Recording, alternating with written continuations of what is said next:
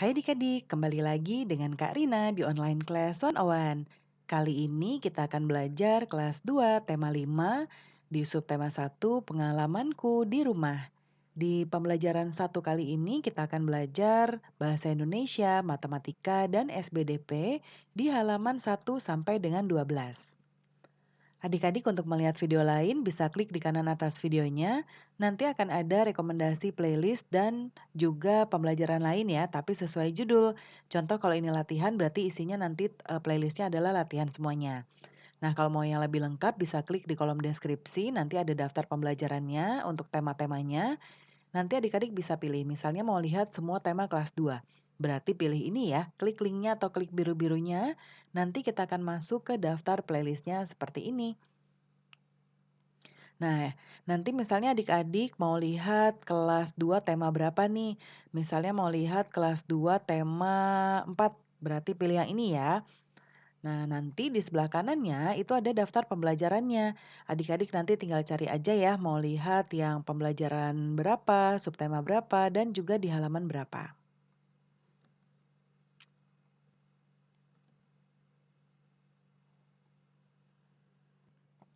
Kita mulai ya adik-adik ya. Nah, kita di subtema 1 pengalamanku di rumah. Nah, kita lihat di sini ada Beni ya. Nih, libur semester kali ini semester 1 telah usai ya. Saat liburan, Beni asik membantu di rumah. Beni membantu ibu, ayah, dan juga kakak. Beni membantu ibu memajang jam dinding. Beni membantu ayah memperbaiki motor. Beni membantu kakak membersihkan kamar. Coba perhatikan kegiatan Beni berikut ini ya. Nah, di sini coba lihat apa sih yang dilakukan Beni? Beni ingin meraih jam dinding ini ya adik-adik ya. Nah, sepertinya sedang ingin mengambil mungkin untuk memperbaiki ya. Coba nanti kita lihat teks berikutnya. Pernahkah adik-adik melakukan kegiatan ini? Mungkin naik tangga lalu ingin memperbaiki sesuatu? Nah, kita coba lihat jam dinding di rumah Beni mati ya, betul ya adik-adik jamnya mati. Nah, ibu minta tolong Beni untuk mengganti baterainya. Jam dinding terjatuh saat dijangkau oleh Beni. Beni meminta maaf kepada ibunya. Nah, sekarang adik-adik Karina akan membacakan teks percakapan ya, seperti yang ada di sini. Nanti adik-adik dengarkan dengan seksama ya. Nah, ini adalah teksnya. Kata ibu, Beni, coba lihat jam dinding di rumah nak. Jawab Beni, iya bu. Beni melihat jam dinding. Wah, jarumnya berhenti bergerak bu. Lalu kata ibu, kalau begitu apa yang harus dilakukan? Jawab Beni harus mengganti baterai dengan yang baru bu. Lalu kata ibu, maukah Beni mengganti baterainya? Mau bu. Nah, jawab Beni sambil naik ke atas tangga ya. Lalu kata ibu, hati-hati ya nak. Iya bu, jawab Beni. Nah, saat menjangkau jam dinding, Beni kurang hati-hati. Wah, jamnya retak, kata ibu. Lalu kata Beni, maafkan Beni bu, Beni kurang hati-hati dalam mengambil jam dinding, sehingga jam dinding terjatuh. Iya nak, ke depannya Beni harus lebih hati-hati dan tidak perlu tergesa-gesa, kata ibu. Ya. Nah, sekarang adik-adik, kita sudah mendengarkan teks percakapannya ya. Nah, sekarang tugas kita adalah untuk membuat pertanyaan seperti ini, lalu nanti meminta teman adik-adik untuk menjawab. Ya, dengan kolom seperti ini, pertanyaan lalu jawaban temannya. Nah, Karina sudah buatkan contohnya seperti ini ya. Misalnya di sini yang pertama Karina buatkan beberapa contoh. Pertanyaannya, apa permintaan ibu kepada Beni? Nah, mungkin nanti jawaban teman adalah mengganti baterai jam yang rusak. Yang kedua, apa yang terjadi saat Beni akan mengganti baterai jam? Jam dinding terjatuh dan retak. Lalu, apa yang dilakukan Beni saat jam dindingnya terjatuh? Jawabannya adalah Beni meminta maaf kepada ibu. Kemudian yang kedua, apa nasihat ibu kepada Beni? Beni harus lebih hati-hati dan tidak perlu tergesa-gesa. Ya. Nah, kemudian dengarkan percakapan lagi, jawablah pertanyaan berikut ini.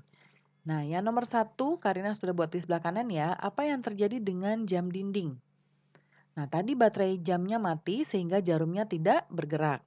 Lalu yang kedua, siapa yang mengambil jam dinding? Yang mengambil Beni ya, tadi ibu meminta tolong kepada Beni. Nomor 3, mengapa jam dinding jatuh? karena Benny mengambilnya tidak hati-hati dan tergesa-gesa. Yang keempat, bagaimana cara mengambil jam dinding. Nah, tadi Benny naik di atas tangga dan menjangkau jam dinding ya. Yang kelima, Benny telah menjatuhkan jam dinding. Apa yang dilakukan Benny kepada ibunya? Meminta maaf kepada ibu. Lalu berikutnya, gambar berikut menunjukkan sikap santun. Ya, Benny santun kepada ibunya. Nah, adik-adik latihlah dirimu seperti Benny kepada ibunya ya. Benny menggunakan bahasa yang santun dalam meminta maaf.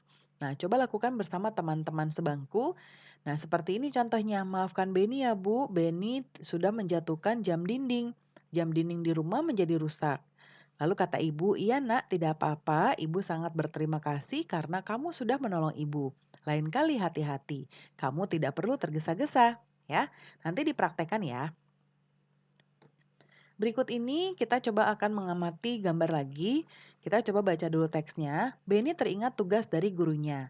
Tugas mengukur panjang benda, benda yang ada di rumah. Benny ingin mengukur panjang jam dinding. Berapakah panjang jam dinding ini? Sebutkan alat yang digunakan untuk mengukurnya. Kita coba lihat ya. Nah, ini pengukurannya harusnya mulai dari nol ya adik-adik ya. Jadi kita coba lihat kalau ini digeser dari sini, ya kemungkinan dia akan berakhir di sini. Ya, berarti 18 cm ya. Nah, ingat adik-adik nolnya ini harus mulai di sini ya, di titik awalnya. Kalau ini kan penggarisnya tidak ya. Nah, alat yang digunakan namanya tadi adalah penggaris. Nah, penggaris disebut juga mistar ya. Pernahkah adik-adik menggunakan penggaris? Tentu pernah ya adik-adik. Nah, sebutkan benda yang pernah diukur dengan penggaris. Sebutkan satuan ukur yang ada pada penggaris. Nah, adik-adik kalau untuk nih, jawabannya di sini ya. Bu, apakah nama satuan pada penggaris? Benny lupa namanya. Satuan ukuran pada penggaris adalah sentimeter. Sentimeter disingkat cm. Bagaimana cara menggunakannya, Bu? Cara menggunakannya adalah sebagai berikut. Ukur benda mulai dari angka 0. Tadi seperti Karina bilang ya, mulai dari 0, bagian yang mau kita ukur. Angka 0 pada penggaris harus lurus dengan pangkal benda. Pangkal itu ujungnya seperti tadi ini. Ya, Karina coba lihat gambar. Nah, ini nih pangkal benda yang mau kita yang mau kita ukur. Ya, jadi ini adalah titik mulainya, angka 0-nya ya. Nah, berikutnya kita sudah tahu nih cara mengukur benda. Adik-adik sekarang ukurlah benda yang ada di sekitar, gunakan penggaris ya. Karina akan contohkan 5 benda yang ada di rumah Karina. Yang pertama adalah buku. Ya. Nah, buku ini setelah Karina ukur, panjangnya adalah mungkin Karina akan tulis di sini 20 cm ya. Lalu yang kedua adalah pulpen. Pulpen ya. Nah, pulpen panjangnya adalah 15 cm. Kemudian berikutnya adalah handphone. Nah, nanti mungkin ukurannya akan berbeda-beda ya, milik adik-adik, milik Kak Rina, atau milik temannya adik-adik juga. Nah, handphonenya adalah 16 cm. Kemudian berikutnya ada apalagi ya adik-adik ya? Mungkin kalkulator ya. Kalkulator panjangnya adalah 13 cm. Kemudian yang terakhir adalah pensil. Nah, pensil Kak Rina panjangnya 16 cm ya. Nah, ini ya contohnya adik-adik. Nah, kamu sudah dapat mengukur panjang benda di sekitarmu. Sekarang perhatikan gambar berikut ini. Pilihlah benda yang bisa diukur dengan penggaris ya. Berikan tanda centang pada gambar yang bisa diukur dengan penggaris ya. Nah, kita akan lihat seperti ini. Yang gambar pertama ini kotak tisu. Ini bisa kita ukur menggunakan penggaris ya. Lalu berikutnya pintu. Pintu tidak bisa karena terlalu panjang. Kita bisa mengukur tapi harus berkali-kali menandai ya. Seperti contoh satu kali seperti ini lalu kita nyambung lagi. Nah, itu tidak akan akurat atau tidak akan benar ya. Kemungkinan untuk salah mengukurnya lebih besar. Kemudian yang berikutnya meja. Ini juga tidak bisa. Kita biasanya menggunakan meteran ya. Kemudian berikutnya ada tangga juga, ini juga tidak bisa karena terlalu panjang. Lalu bingkai foto, nah ini bisa ya. Kemudian ini akuarium, ya yang ini juga bisa. Lalu berikutnya ada nyanyian ya adik-adik, ini nyanyiannya judulnya Pelangi-Pelangi. Nah kalau adik-adik sudah mengikuti channel Kak Rina sudah lama, Kak Rina pasti nggak bisa nyanyi ya, jadi ini tidak akan Kak Rina nyanyikan. Nah namun kita akan lihat soalnya di sini ya. Tahukah kamu tekanan nada? Tekanan nada pada lagu ada dua, kuat dan lemah. Nah tanda yang seperti ini artinya nadanya kuat, yang seperti ini artinya nadanya lemah. Ya, sekarang coba adik-adik, sekarang adik-adik sudah mengetahui tekanan nada. Perhatikan kosakata pada pelangi-pelangi lagu tadi ya, tentukan panjang pendek bunyinya. Nah, kita akan langsung tandai di seperti ini, di sini ya. Nah, yang panjang diberi garis merah, yang pendek diberi garis biru. Ya, jadi kita akan mulai dengan seperti ini. Kita mulai dengan biru dulu, ini pendek. Lalu setelah itu ada yang panjang di sini, ya. Kemudian berikutnya biru lagi, lalu bagian mu-nya ini adalah merah. Nah, sini ya. Nah, ini merah. Kemudian ini juga pendek. Lalu ini panjang. Ya. Nah, mungkin Kak Rina akan menandai yang biru-biru dulu ya. Nah, ini.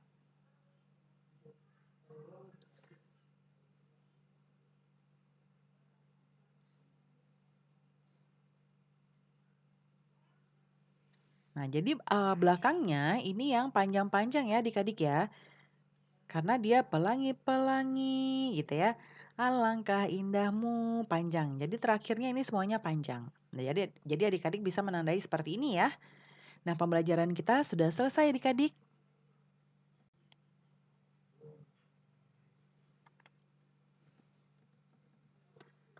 Terima kasih sudah menonton sampai akhir. Mohon dimaafkan apabila ada kesalahan dalam perkataan maupun dalam materi yang diberikan. Sampai jumpa di pembelajaran berikutnya.